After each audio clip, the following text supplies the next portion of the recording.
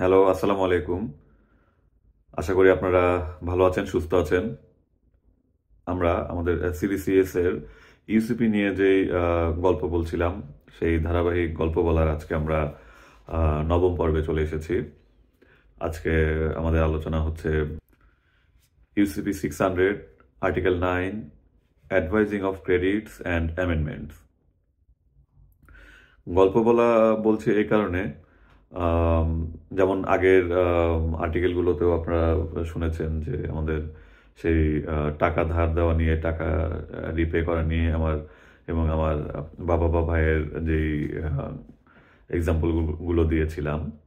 আজকেও তেমনি আরেকটা গল্প দিয়ে আমরা এই আর্টিকেলটা আলোচনা করতে চাই। যেহেতু আগেও বলেছি যে আমি এটা আসলে আপনাদের জন্য ইন্ট্রোডাকশন টু ইউসিপি 600 পর্যায়ের একটা ব্যাপার। সেখানে অত বুদ্ধিবৃত্তিক আলোচনা না করে সাধারণ আলোচনা আমরা করতে চেষ্টা করছি। আম, বুদ্ধিবৃত্তিক আলোচনা আপনারা পরবর্তীতে অন্য কোনো এক্সপার্টের থেকে আপনারা দেখে নেবেন বা জানার চেষ্টা করবেন। এখানে আমরা শুধু জাস্ট আমরা ইউসিপির সাথে আমাদের একটু ঘনিষ্ঠতা বাড়াতে চাচ্ছি, একটু পরিচিত হতে চাচ্ছি। তো আজকের এই আর্টিকেলটা আলোচনা করার জন্য আপনাদেরকে আমার ছোটবেলার একটা গল্প দিয়ে শুরু করি। যখন মোবাইল ছিল না, এরকম সোশ্যাল মিডিয়া তো প্রশ্নই আসে না। তো সেই সময়ের আমার এলাকার এক বড় ভাই এবং বড় আপার কাছে আসার গল্পর আলোকে আজকে এই লেকচারটা আমরা আলোচনা করতে চাই। সেই রাজীব ভাই এবং সাদিয়া আপার গল্প। তো যখন আসলে সেই মোবাইল বা ইন্টারনেটের আগের যুগের যে ভালোবাসা প্রকাশের যে ব্যাপারটা ছিল, তখন রাস্তাঘাটে এরকম পথে ঘাটে দেখা হওয়াও একটু ডিফিকাল্ট ছিল। বা পথে কথা বলতে গেলেও একটা ছেলে একটা মেয়ে, সমাজ এটাকে নানানভাবে দেখতো। তো রিয়েলি প্রেম ভালোবাসা করা একটু ডিফিকাল্টি ছিল। তো তখন সে সময় অনেক ক্ষেত্রেই যেই বড় ত্রাতা হিসাবে দেখা দিত তা হচ্ছে এলাকার সহজ সরল ছোট ভাই, যাদেরকে একটি চকলেট দিয়ে, একটি চিঠি দিয়ে পৌঁছে দেওয়া যেত যে যা দিয়ে আয়। তো একটা চকলেটের আশায়, একটা ছোটখাটো গিফটের আশায় দেখা যায় যে আমরা সেই চিঠি আদান প্রদানের বাহক হিসাবে কাজ করতাম। আজকে যেহেতু আমাদের আলোচনা হচ্ছে advising of credits and amendments, তো সেই ব্যাপারটাই সেটার সাথে এখানে যথেষ্ট মিল পাওয়া যাবে আশা করি। তো এলসি অ্যাডভাইসটা তো অবশ্যই আপনারা জানেন। এলসি অ্যাডভাইজিং বলতে আসলে বোঝানো হয় যে কোনো একটা এলসি ইস্যু করার পর সেটি বেনিফিশিয়ারির কাছে পৌঁছে দেওয়ার প্রক্রিয়াটাকেই সহজ কথায় বা এক কথায় বলা যায় যে এলসি অ্যাডভাইজিং। রবীন্দ্রনাথ ঠাকুর বলেছেন, সহজ কথা কইতে আমায় কহজে, সহজ কথা যায় না বলা সহজে। তো অনেক ক্ষেত্রেই দেখা যায় যে আমরা এমনও পেয়েছি যে আপনার একই ব্রাঞ্চেরই দুইটা পার্টি, অ্যাপ্লিক্যান্ট এবং বেনিফিশিয়ারি একই ব্রাঞ্চের, আপনি হয়তো ডিল করেন, আপনার পাশের ডেস্কে ডিল করে। তো সেক্ষেত্রে তো আসলে কোনো কথাই নেই এলসি অ্যাডভাইজিং নিয়ে। আবার এক্সট্রিম কেসে হয়তো দেখা যায় যে বেনিফিশিয়ারি এবং অ্যাপ্লিক্যান্ট এতই দূরে অবস্থান করে যে মাঝখানে এক বা একাধিক ব্যাংকেরও প্রয়োজন হতে পারে যে বেনিফিশিয়ারির হাত পর্যন্ত সেটি পৌঁছে দেওয়ার। বা ব্যাংকের বাইরেও এরপরে আবার কুরিয়ার সার্ভিসের হেল্প নেওয়ারও প্রয়োজন হতে পারে। তো এই প্রক্রিয়াটাই হচ্ছে আসলে অ্যাডভাইজিং। তো সেই অ্যাডভাইজিং নিয়ে কিছু স্ট্যান্ডার্ড প্র্যাকটিস বা কিছু গাইডলাইনের কথা বলা হয়েছে এই আর্টিকেল 9-এ। আমরা চলুন ধাপে ধাপে শুরু করি। তো প্রথমেই হচ্ছে point A, credit and any amendment may be advised to a beneficiary through an advising bank. প্রথমে বলা হলো যে credit and any amendment may be advice to a beneficiary through a bank. এখানে কিন্তু বলা হয়নি যে must be advice through a bank, বলা হয়েছে may be advice through a bank. তো এখানে মে বি কেন বলা হলো? কারণ আপনার এলসিটা ইস্যুকৃত, ইস্যুইং ব্যাংকের ইস্যুকৃত এলসিটি বেনিফিশিয়ারি পর্যন্ত পৌঁছে দিতে একটা ব্যাংকের হেল্প লাগবেই, এটা বলা যাচ্ছে না। অনেক ক্ষেত্রে নাও লাগতে পারে, যেটাই বললাম যে আমাদের অপারেশনেও আমরা দেখেছি যে অ্যাপ্লিক্যান্ট এবং বেনিফিশিয়ারি একই ব্রাঞ্চের এবং পাশাপাশি দুইটি ডেস্ক থেকে হয়তো ডিল করা হচ্ছে। তো অ্যাপ্লিক্যান্ট এবং বেনিফিশিয়ারি দুজন যদি আপনার ব্যাংকের, আপনার শাখার এবং পাশাপাশি ডেস্কেরই দুটি পার্টি হয়ে থাকে, সেক্ষেত্রে তো আসলে আপনার অন্য কোনো ব্যাংকের মাধ্যমে বেনিফিশিয়ারিকে সেই এলসি পৌঁছে দেওয়ার প্রয়োজন নেই। আপনি ইস্যু করে আপনি আপনার ডেস্ক থেকে, পাশের ডেস্ক থেকেই পৌঁছে দিতে পারছেন। তো সেক্ষেত্রে হয়তো আপনার অন্য কোনো অ্যাডভাইজিং ব্যাংক ইউজ করা নাও লাগতে পারে, না লাগাই স্বাভাবিক। তো সেখানে আপনার আরেকটি অ্যাডভাইজিং ব্যাংকের সাহায্য নেওয়ার কোনো আসলে প্রয়োজন নেই। এ কারণে বলা হয়েছে credit and any amendment may be advice to a beneficiary through an advising bank. May be কারণ আপনার লাগতে পারে এবং নাও লাগতে পারে। যেমন যেই এক্সাম্পলের কথাটা বললাম, যে রাজীব ভাই যেটা করলো, সেটা আগের কথা বলছি, যখন মোবাইল এবং ইন্টারনেটের আগের যুগের কথা।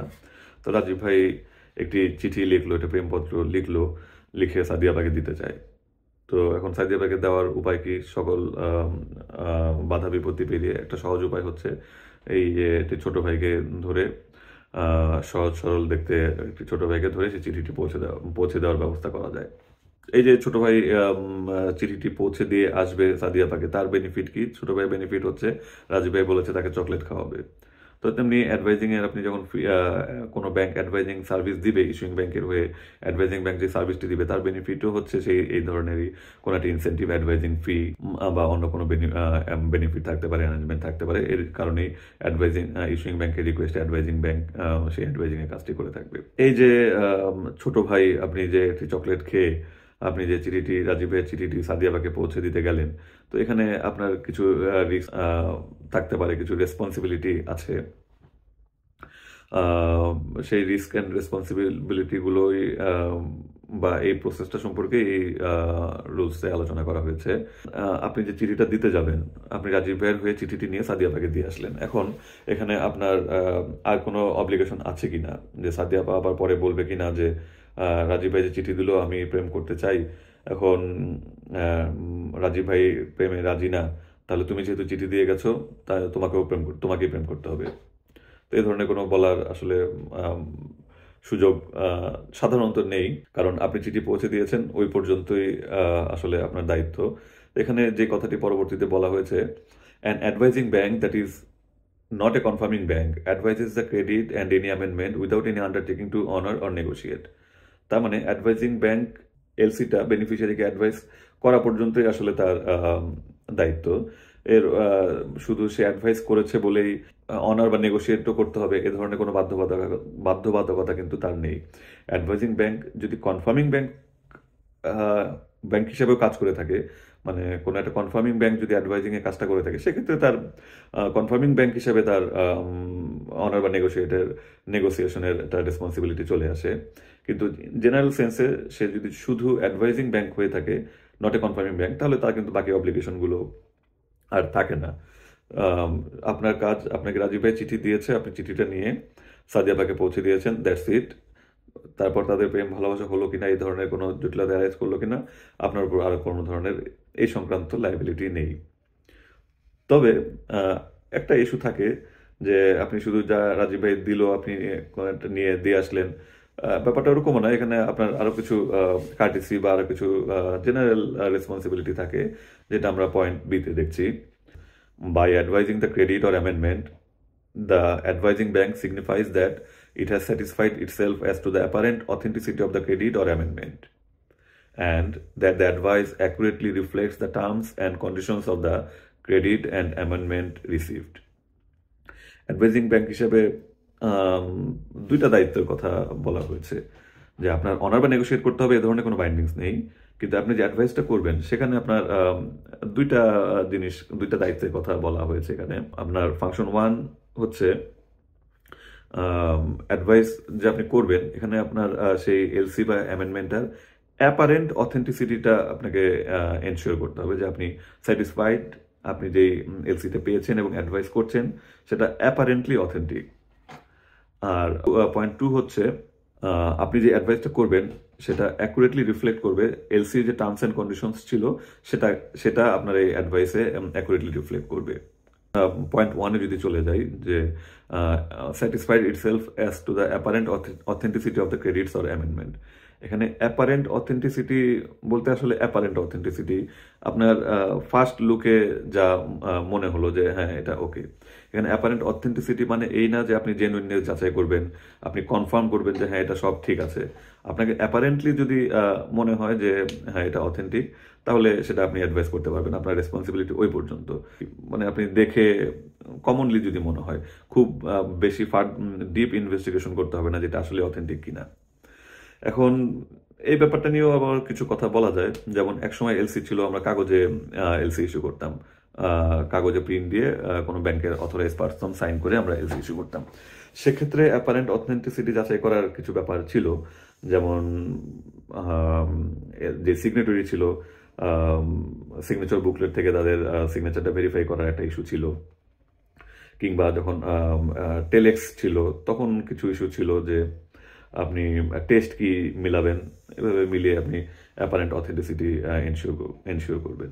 কিন্তু সুইফট যুগে চলে আসার পরে আসলে অ্যাপারেন্ট অথেন্টিসিটি এনশিওর করাটা অনেকটা গৌণ হয়ে যায়। এই কারণেই আপনি যদি সুইফটের মাধ্যমে কোনো একটা এলসি বা অ্যামেন্ডমেন্ট পেয়ে থাকেন, সুইফট MT700, MD710, 720, 799, তো এগুলো এই সুইফটগুলোর মাধ্যমে যদি আপনি কোনো এলসি বা অ্যামেন্ডমেন্ট পেয়ে থাকেন, সেটা কিন্তু আসলে সিস্টেমেই অথেন্টিকেটেড। এখানে আপনার অ্যাপারেন্ট অথেন্টিসিটি যাচাই করার আসলে তেমন খুব বেশি করণীয় নেই।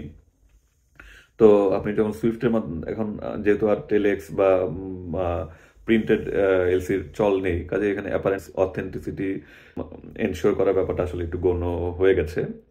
তো তবে সেকেন্ড ফাংশনটা কিন্তু এখনো রয়ে গেছে, সেটা হচ্ছে that the advice accurately reflects the terms and conditions of the credit or amendment received. আপনি বলা হচ্ছে যে আপনি যেই এলসিটি পাবেন, যে টার্মস অ্যান্ড কন্ডিশনস, যেই ইস্যুগুলো থাকবে এলসিতে বা অ্যামেন্ডমেন্টে, আপনি যখন অ্যাডভাইস করতে যাবেন সেগুলো যেন বেনিফিশিয়ারি পর্যন্ত সেভাবেই পৌঁছায়। আপনি এখানে কোনো অল্টার করবেন না। রাজীব ভাই ম্যাটেরিয়াল অল্টারেশন করবেন না। রাজীব ভাই আপনাকে চিঠি দিয়ে দিয়েছে যে সাদিয়া আপাকে নিয়ে দেওয়ার জন্য, তো এর মধ্যে আপনি আবার আপনার হয়ে দুটি লাইন লিখে দিলেন, তো সেটা আসলে এখানে করার সুযোগ নেই। রাজীব ভাইয়ের থেকে আপনি যে চিঠিটি পেয়েছেন সেটি হুবহু সাদিয়া আপাকে নিয়ে পৌঁছে দেবেন। তবে এখানে একদমই কোনো হাত দেওয়ার সুযোগ নেই, ব্যাপারটা এমন না। একদম একেবারেই যদি ব্যাংক টু ব্যাংক কোনো ইনফরমেশন হয়ে থাকে, তাহলে আপনি সেটুকু চাইলে বাদ দিতে পারেন। যেমন হয়তো ফিল্ড 72-তে ইস্যুইং ব্যাংক বলল যে please act as a nominated bank on the request of the beneficiary. তো এইটা আপনি হয়তো যখন অ্যাডভাইস করবেন, এই ইনফরমেশনটুকু চাইলে হয়তো আপনি বাদ দিতে পারেন। কিন্তু জেনারেলি আপনি যেমন tenor, value, shipment date, expiry date, এই ধরনের কোনো ম্যাটেরিয়াল অল্টারেশন আসলে করার সুযোগ নেই। এটাই বলা হয়েছে যে অ্যাডভাইজিং ব্যাংকের দায়িত্ব হচ্ছে দুটি। এক হচ্ছে the advising bank signifies that it has satisfied itself as to the apparent authenticity of the credit or amendment. আর টু হচ্ছে the advice accurately reflects the terms and conditions of the credit or amendment received. তো এই দুটি কাজ আপনি মোটামুটি make sure করতে পারলেই এটুকুই আসলে আপনার দায়িত্ব। আপনি চিঠি পেয়েছেন, আপনি অ্যাপারেন্ট অথেন্টিসিটি এনশিওর করলেন যে হ্যাঁ চিঠিটা আসলেই রাজীব ভাইয়ের, নিচে নাম লেখা আছে রাজীব ভাইয়ের কিন্তু লিখে দিল সজীব ভাই, সেটা যেন না হয়। সাদিয়া আপার উপর আপনার এইটুকু দায়িত্ব আছে। আপনি যখন রাজীব ভাইয়ের কাছ থেকে রাজীব ভাইয়ের নামে চিঠিটা পৌঁছে দিচ্ছেন, সেটা যেন আসলে রাজীব ভাইয়ের হয়, এটুকু এনশিওর করা। এবং রাজীব ভাই যে চিঠিটা দিয়েছে হুবহু সেই চিঠিটা পৌঁছে দেওয়া, নিচে নিজের কোনো ভাষ্য অ্যাড করা বা রাজীব ভাইয়ের কোনো লেখা লাইন দিয়ে একটা আপনি কেটে দেওয়া, সেই কাজগুলো যেন না হয়। শুধু বাদ দিতে পারেন রাজীব ভাই 2 পাতার চিঠি দিয়েছে, 2য় পাতায় লিখে নিয়েছে যে চিঠিটা পৌঁছে দিয়ে তুই মাসুদের দোকানে গিয়ে আমার নাম বলে একটা আইসক্রিম খেয়ে নিস। তো ওই লাইনটা আপনি হয়তো বাদ দিতে পারেন,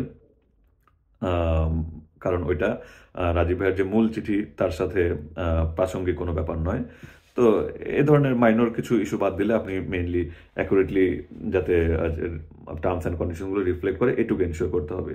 তো আপনার কাজ হচ্ছে অ্যাডভাইজিং ব্যাংক হিসেবে জাস্ট এই দুটি terms and condition accurately reflect করলো কিনা সেটা এনশিওর করা এবং অ্যাপারেন্ট অথেন্টিসিটিটুকু এনশিওর করা।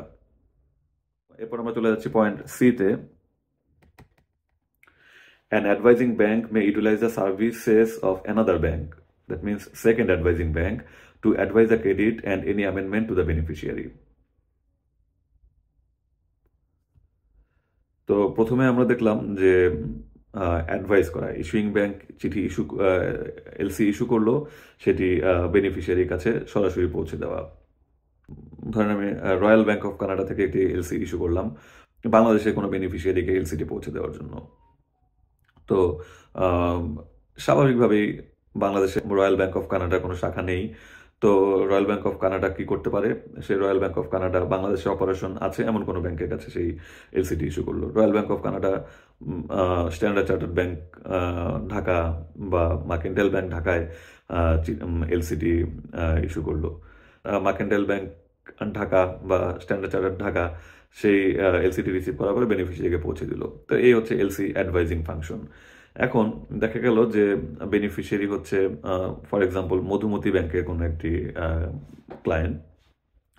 তো royal bank of Canada Madhumati ব্যাংকের ক্লায়েন্টকে এলসিটি পৌঁছে দিতে চায়। এখন রয়্যাল ব্যাংক অফ কানাডার সাথে মধুমতি ব্যাংকের ডাইরেক্ট কোনো রিলেশন নেই, তো এলসিটি পাঠাতে পারছে না। Royal bank of Canada standard chartered bank ঢাকায় এলসিটি পাঠালো।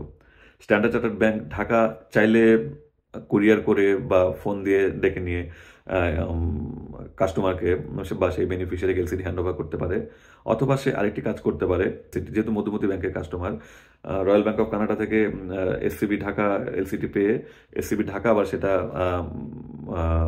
বেনিফিশিয়ারিকে পৌঁছে দেওয়ার জন্য মধুমতি ব্যাংকে হেল্প নিতে পারে। যেহেতু তার কাস্টমার মধুমতি ব্যাংক পর্যন্ত পৌঁছে দিলে মধুমতি ব্যাংক সহজেই সেই এলসিটি বেনিফিশিয়ারিকে দিতে পারবে।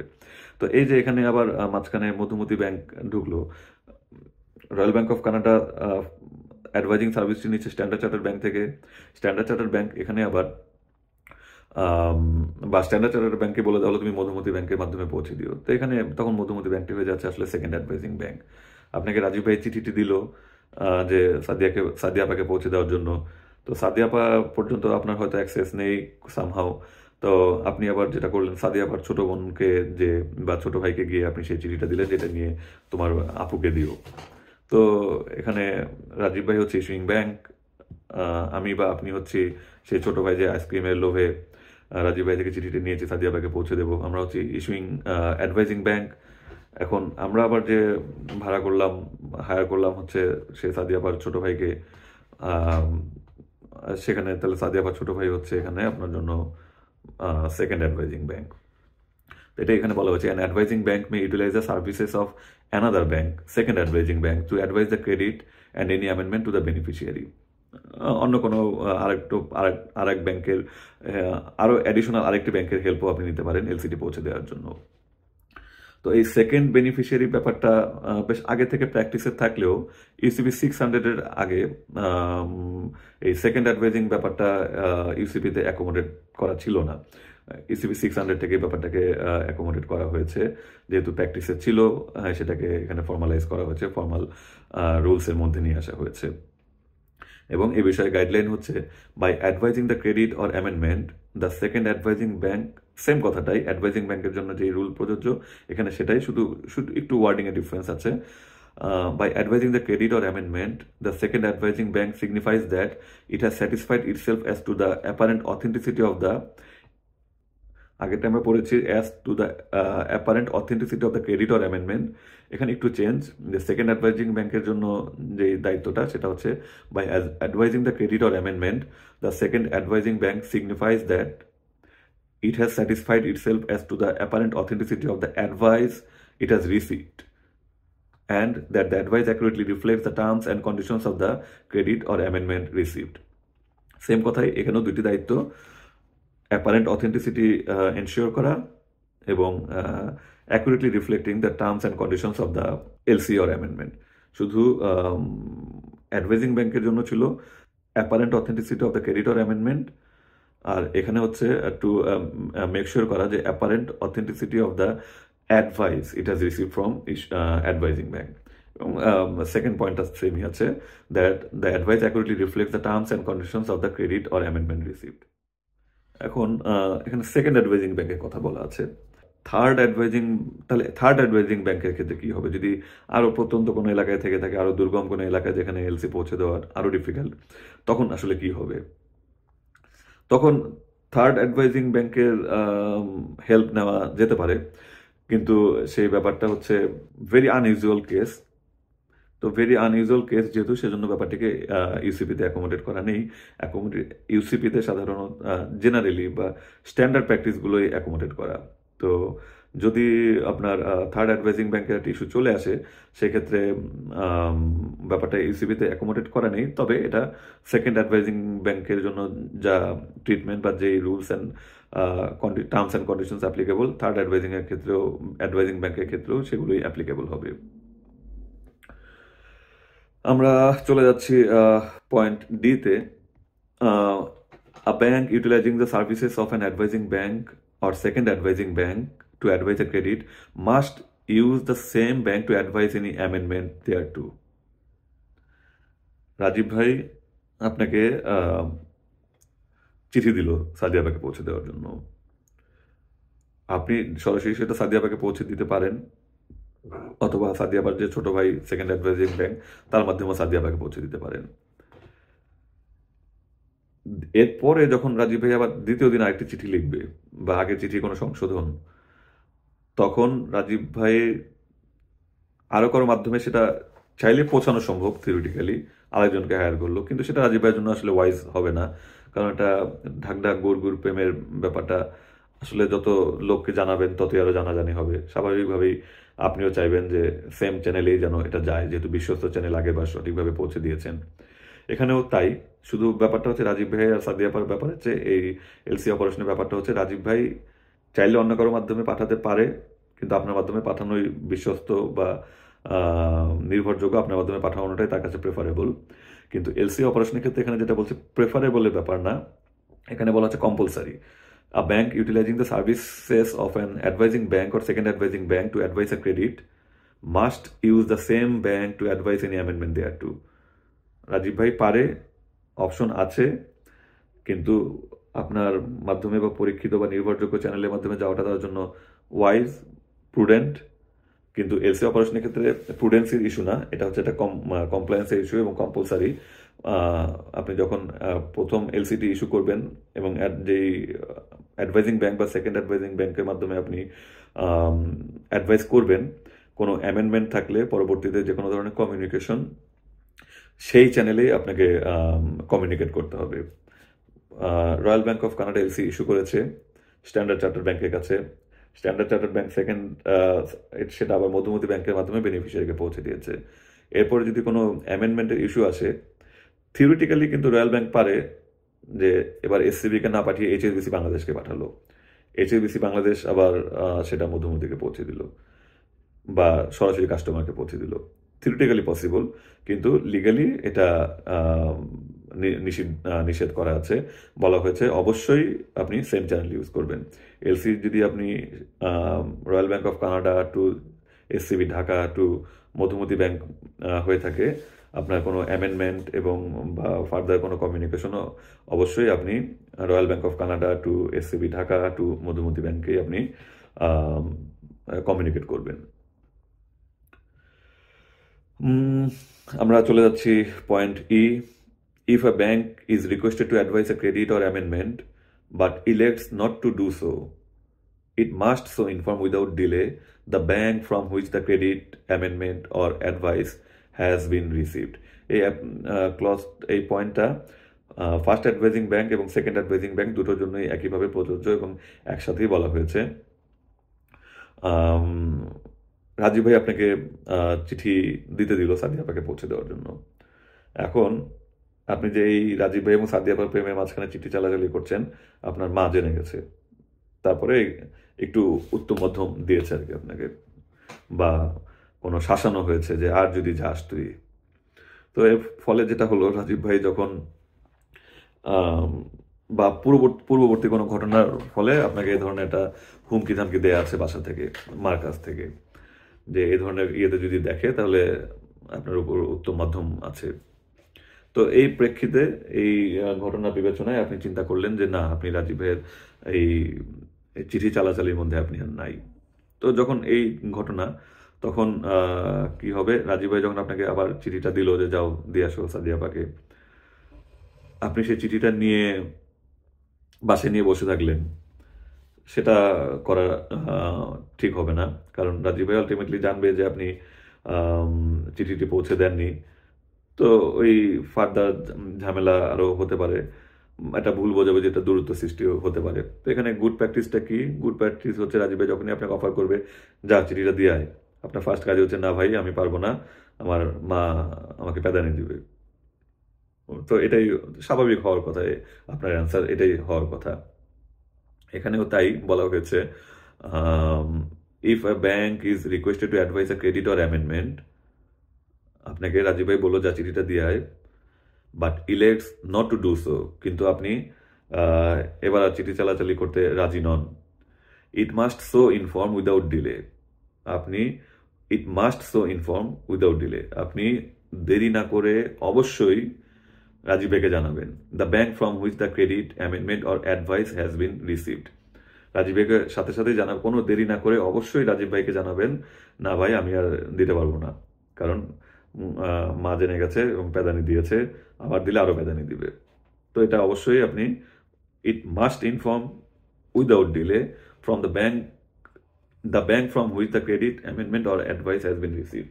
তো যদি আপনি অ্যাডভাইজিং ব্যাংক হয়ে থাকেন, তাহলে আপনি শুধু রাজীব ভাইকে জানিয়ে দিবেন, যে ইস্যুইং ব্যাংকে জানিয়ে দিবেন না আমি পারবো না। যদি আপনি সেকেন্ড অ্যাডভাইজিং ব্যাংক হয়ে থাকেন, আপনি অ্যাডভাইজিং ব্যাংকে জানিয়ে দিবেন যে না আমি অ্যাডভাইস করতে পারবো না। তো এই হচ্ছে ব্যাপারটা, এগুলো কমন সেন্সের কথা, তাই হওয়া উচিত। এরপরে হচ্ছে আমাদের last point, ECB 600 Article 9 Advice of Credits and Amendments, Point F. If a bank is requested to advise a credit or amendment but cannot satisfy itself as to the apparent authenticity of the credit, আপনাকে রাজীব ভাই চিঠি দিল যা সাদিয়াকে দেয়, কিন্তু এটা যে আসলে রাজীব ভাই লিখেছে কিনা নাকি রাজীব ভাই অন্য কেউ রাজীব ভাইয়ের নামে চালাচ্ছে, আপনি সেটা অথেন্টিসিটি এস্টাবলিশ করতে পারলেন না। তো তখন করণীয় কি? হতেই পারে যে এ ধরনের কনফিউশন অ্যারাইজ করতেই পারে। তখন করণীয় কি এখানে সুন্দরভাবে বলা আছে, if a bank is requested to advise a credit or amendment but cannot satisfy itself as to the apparent authenticity of the credit, the amendment or the advice, it must so inform without delay the bank from which the instructions appear to have been received. Rajib ভাই আপনাকে চিঠি দিল যে দেয়, কিন্তু আপনি চিঠির authenticity নিয়ে আপনার সন্দেহ আছে, আপনি অথেন্টিসিটি এস্টাবলিশ করতে পারেননি। আপনি সাথে সাথে রাজীব ভাইকে জানাবেন, ভাই চিঠিতে ঘাপলা আছে মনে হচ্ছে। তো ঘাপলা আছে মনে হচ্ছে, তখন আপনি দুইটা কাজ করতে পারেন, যে না আমি সেটা অ্যাডভাইস করতে পারবো না, তাহলে অবশ্যই আগের পয়েন্ট অনুযায়ী must confirm without delay Rajib ভাইকে জানাবেন, না এটা আমি অ্যাডভাইস করতে পারবো না। অথবা দ্বিতীয় অপশনটা আছে, আপনি অথেন্টিসিটি এস্টাবলিশ করতে পারেননি, তারপরে চিঠিটা দিতে চান, তো তখন আপনার আসলে কি করতে পারেন? আপনি একটা কাজ করতে পারেন, চিঠিটা সাদিয়া আপাকে দিলেন, দিয়ে বললেন যে আপা এই যে চিঠি রাজীব ভাই দিয়েছে, কিন্তু আমি আসলে শিওর না যে এটা আসলে রাজীব ভাইয়ের চিঠি কিনা। এটুকু আপনি কার্টিসি হিসাবে আপনি কিন্তু করতে পারেন। তো এখানেও ব্যাপারটা তাই, if a bank is requested to advise a credit or amendment but cannot satisfy itself as to the apparent authenticity of the credit, the amendment or the advice, it must so inform without delay the bank from which the instructions appear to have been received. যার থেকে চিঠিটি পেয়েছেন রাজীব ভাই, বা যার থেকে instruction পেয়েছেন advice করার সেই ইস্যুইং ব্যাংক, অথবা যার থেকে অ্যাডভাইসটি পেয়েছেন সেই অ্যাডভাইজিং ব্যাংক, আপনি যদি সেকেন্ড অ্যাডভাইজিং ব্যাংক হয়ে থাকেন তাহলে অ্যাডভাইজিং ব্যাংকে আপনি অবশ্যই, মানে আপনার আগের পার্টিকে, আপনি অ্যাডভাইজিং ব্যাংক হয়ে থাকলে ইস্যুইং ব্যাংকে জানাবেন, আপনি সেকেন্ড অ্যাডভাইজিং ব্যাংক হয়ে থাকলে অ্যাডভাইজিং ব্যাংকে জানাবেন যে ভাই আমি কিন্তু অথেন্টিসিটি এস্টাবলিশ করতে পারিনি। তারপরে যে অপশনটি বলা হচ্ছে, if the advising bank or second advising bank elects nonetheless to advise the credit or amendment, আপনি প্যারেন্ট অথেন্টিসিটি নিয়ে নিজে স্যাটিসফাইড নন, কিন্তু তারপরেও আপনি অ্যাডভাইস করতে যদি চান, সেটা বলা হয়েছে, if the advising bank or second advising bank elects nonetheless to advise the credit or amendment, it must inform the beneficiary or second advising bank that it has not been able to satisfy itself as to the apparent authenticity of the credit, the amendment or the advice. তাহলে এখানেও আপনি দুইটা option আছে আপনার জন্য।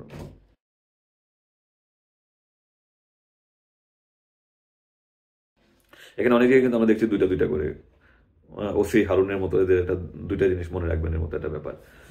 তো এখানে আমরা দুইটা জিনিস পেলাম, দুইটা জিনিস মনে রাখবেন। এক হচ্ছে আপনার উপর এলসি অ্যাডভাইস করার রিকোয়েস্ট এসেছে, তা আপনার হচ্ছে দুইটা জিনিস এস্টাবলিশ করতে হবে।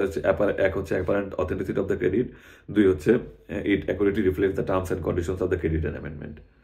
তো তারপরে আসলো যে যদি আমি অ্যাপারেন্ট অথেন্টিসিটি এস্টাবলিশ করতে না পারি তাহলে কি হবে। এখানে আবার আপনার জন্য দুইটা অপশন। একটা হচ্ছে আপনি যার থেকে ইনস্ট্রাকশন পেয়েছেন, আপনি অ্যাডভাইজিং ব্যাংক হয়ে থাকলে ইস্যুইং ব্যাংককে, সেকেন্ড অ্যাডভাইজিং ব্যাংক হয়ে থাকলে অ্যাডভাইজিং ব্যাংককে, মানে আপনার প্রায়র পার্টিকে আপনি জানিয়ে দেবেন যে ভাই আমি তোমার এলসি অ্যামেন্ডমেন্ট বা অ্যাডভাইসের অ্যাপারেন্ট অথেন্টিসিটি সম্পর্কে স্যাটিসফাইড না। এখন স্যাটিসফাইড না, তাহলে তাকে জানিয়ে দিতে পারেন যে আমি অ্যাডভাইস করব না।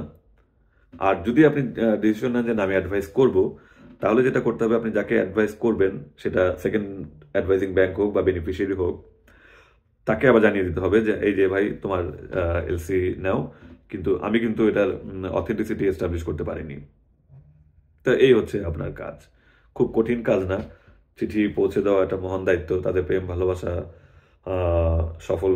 সফল হলে হয়তো কে চিঠি চালাচালি করেছিল তারা কোনোদিন মনে রাখতে পারে বা মনে রাখতে নাও পারে, কিন্তু ব্যর্থ হলে কিন্তু এখানে আপনার কোনো দায়ভার ছিল কি ছিল না সেটা নিয়ে আলোচনা হলেও হতে পারে।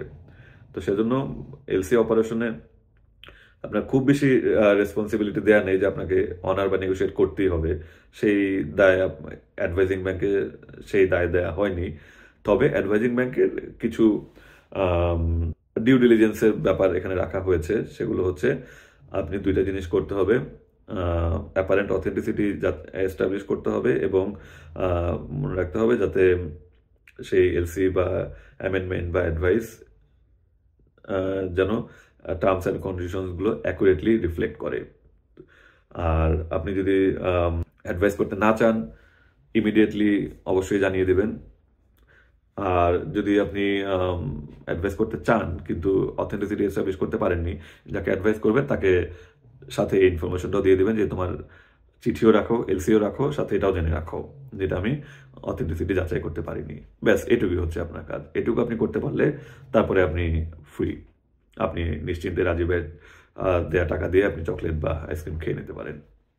তো সাদিয়া আপা এবং রাজীব ভাইয়ের জন্য আমাদের শুভকামনা জানিয়ে আজকে এখানেই শেষ করতে যাচ্ছি। আমাদের আলোচনা এটুকুই ছিল আজকে। আপনাদের জন্য শুভকামনা, যেহেতু আপনি লেকচার 9 পর্যন্ত চলে এসেছেন, তার মানে আপনি এখনো সঠিক পথে আছেন। আশা করি লেকচার 39 পর্যন্ত আপনি আমাদের সাথে থাকবেন। তবে মাঝে মাঝে একটু লাইক কমেন্ট দিয়ে আমাদের একটু ইন্সপায়ার করতে পারেন, কারণ বুঝতে পারছি না যে কতখানি আপনাদের উপকারে আসতে পারছি। তবে বুঝতে না পারলেও অবশ্য ইচ্ছা আছে যে আপনারা চুপ থাকুন না কেন, সবগুলো লেকচার শেষ করার ইচ্ছা আছে। তবে যারা লেকচার 9 পর্যন্ত এসেছেন, আশা রাখি আপনাদের অনেকের সাথে লেকচার 39 পর্যন্ত দেখা হবে। তো সেই আশাবাদ ব্যক্ত করে আজকের মতো এখানেই শেষ করছি। আবার অচিরেই আমরা পরবর্তী ভিডিও নিয়ে হাজির হব, আর্টিকেল 10 অ্যামেন্ডমেন্টস। সে পর্যন্ত আল্লাহ হাফেজ, ভালো থাকবেন, সুস্থ থাকবেন।